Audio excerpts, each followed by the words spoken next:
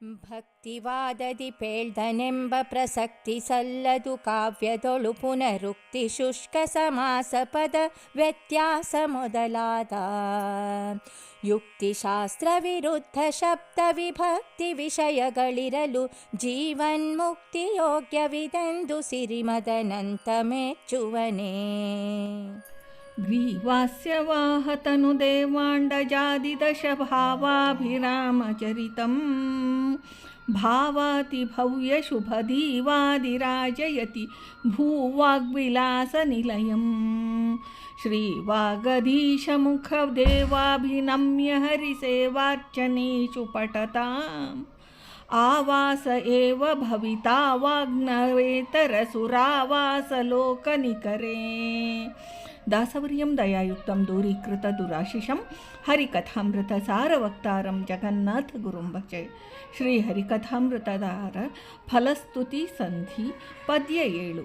ಭಕ್ತಿವಾದದಿ ಪೇಳ್ವೆನೆಂಬ ಪ್ರಸಕ್ತಿ ಸಲ್ಲದು ಕಾವ್ಯದೊಳು ಎಂಬ ಪದ್ಯದ ಮೂಲಕ ಶ್ರೀ ಶ್ರೀಧ ವಿಠಲರು ಈ ಕಾವ್ಯದಲ್ಲಿ ಪುನರುಕ್ತಿ ಸಮಾಸ ಇತ್ಯಾದಿ ದೋಷಗಳಿದ್ದರೆ ಶ್ರೀ ಪರಮಾತ್ಮನೇ ಮೆಚ್ಚಲಾರನು ಅಂತ ತಿಳಿಸ್ತಾರೆ. ಭಕ್ತ್ಯಾತಿಶಯ ಭಾವದಿಂದ ಪ್ರಸಕ್ತ ಗ್ರಂಥದ ವಿಷಯವಾಗಿ ಮೆಚ್ಚುಗೆಯ ಮಾತುಗಳನ್ನು ಹೇಳಿದ್ದೇನೆ ಅನ್ನುವಂತಹ ಪ್ರಸಕ್ತಿ ಇಲ್ಲ ಅಂತ ಫಲಸ್ತುತಿ ಸಂಧಿಕಾರರಾದ ಶ್ರೀ ಶ್ರೀಧ ವಿಠಲಾಂಕಿತರಾದ ದಾಸವರ್ಯರು ತಿಳಿಸ್ತಾರೆ.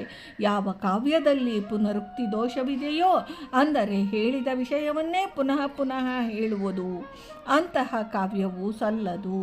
ಪ್ರಯೋಜನರಹಿತವಾದ ವಿವರಣೆಗೆ ಶುಷ್ಕ ಸಮಾಸ ಅಂತ ಹೆಸರು. ಇದು ದೋಷ ಪ್ರಯೋಜನವು.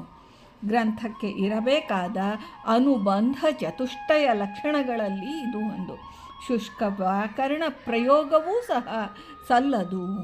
ಶಾಸ್ತ್ರವನ್ನನುಸರಿಸಿ ಯುಕ್ತಿ ರೂಪವಾದ ದೃಷ್ಟಾಂತಗಳನ್ನು ಕೊಡಲಾರದ ಹೊರತು ಶಾಸ್ತ್ರ ವಿರುದ್ಧವಾದ ಯುಕ್ತ ಪ್ರಯೋಗಗಳು ಸಲ್ಲದು. ಪ್ರಾಚೀನಾಚಾರ್ಯರಿಂದ ರಚಿತವಾದ ಸಚ್ಛಾಸ್ತ್ರ ಸಮೂಹಗಳು ಅಪೌರುಷೇಯವಾದ ವೇದೋಪನಿಷತ್ಗಳ ವಾಕ್ಯಗಳಿಗೆ ವಿರುದ್ಧವಾದ ವಾಕ್ಯಗಳ ಪ್ರಯೋಗ ಪದ ವ್ಯತ್ಯಾಸವೆಂಬ ದೋಷವು ಕಾವ್ಯದ ಲಕ್ಷಣ ಅಲ್ಲ.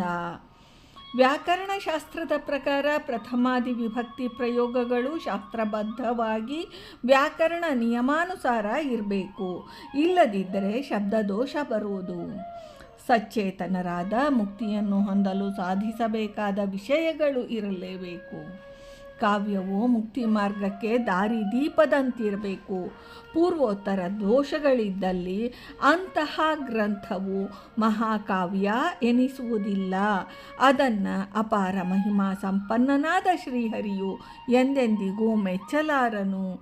ನಮ್ಮ ಗುರುವರ್ಯ ದಾಸಾರ್ಯರು ರಚಿಸಿರುವ ಈ ಮಹಾಕಾವ್ಯವು ಅಂತಹ ಸಕಲ ದೋಷಗಳಿಂದ ದೂರವಾಗಿದ್ದು ಸಲ್ಲಕ್ಷಣಗಳಿಂದ ಯುಕ್ತವಾಗಿರುವುದರಿಂದ ಶ್ರೀಹರಿ ವಾಯು ಗುರುಗಳ ಪೂರ್ಣ ಮೆಚ್ಚುಗೆಗೆ ಪಾತ್ರವಾಗಿದೆ ಎಂಬ ವಿಚಾರವನ್ನು ದಾರ್ಢ್ಯಪೂರ್ವಕವಾಗಿ ತಿಳಿಸಿರುತ್ತಾರೆ.